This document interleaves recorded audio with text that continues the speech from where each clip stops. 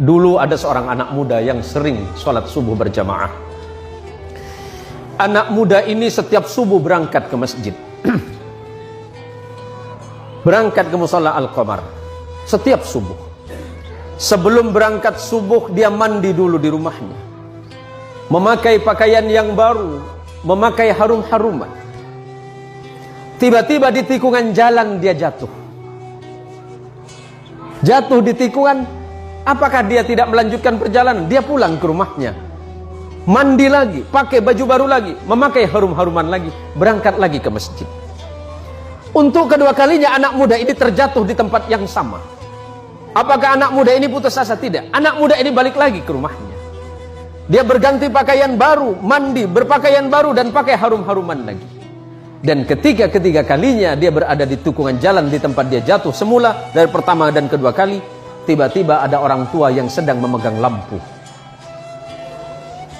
Orang tua ini bertanya kepada anak muda ini, "Wahai anak muda, kamu mau kemana?"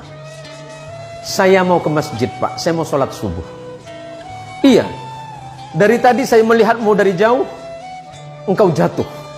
Tapi setelah itu engkau pulang lagi, kemudian kembali lagi, jatuh lagi, dan kemudian engkau pulang lagi untuk yang ketiga kalinya.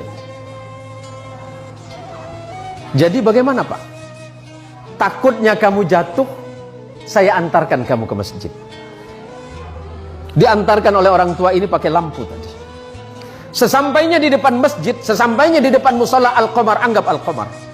Sesampai di depan musalla, orang ini bertanya, "Anak muda, apakah kamu masih mau sholat?" "Iya, Pak." "Apakah Bapak mau sholat dengan saya?" "Tidak." "Kenapa Bapak nggak mau sholat, cuma mengantarkan saya?" "Iya, karena memang tugas saya hanya ingin mengantarkanmu ke masjid ini." "Bapak kenapa nggak mau sholat?" Orang ini berkata, "Karena aku adalah syaitan." "Kenapa, Pak? Kok bisa?" "Iya. Hei anak muda, kamu tahu tidak yang menjatuhkanmu 1 kali dan 2 kali itu siapa? Itu saya."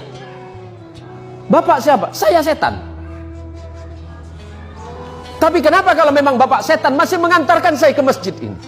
Apa jawaban setan? "Nak muda, ketika engkau tadi berangkat dari rumahmu dan aku jatuhkan di tikungan itu dengan harapan agar engkau tidak datang ke masjid, agar engkau tidak sholat berjamaah. Tapi ketika engkau pulang ke rumahmu, pada saat itu Allah mengampuni dosa kedua orang tuamu. Orang tuamu yang sedang berada di alam kubur, Allah ampunkan dosanya karena sebab engkau yang datang ke masjid." Yang kedua kalinya, ketika aku jatuhkan dengan harapan agar engkau tidak ke masjid, pada saat itu engkau kembali lagi, dan pada saat kembali itulah Allah mengampuni tetanggamu yang sedang tertidur pulas dalam keadaan tidak sholat. Tapi kenapa Bapak seton? Anggap Bapak seton. Ada namanya mirip, Pak?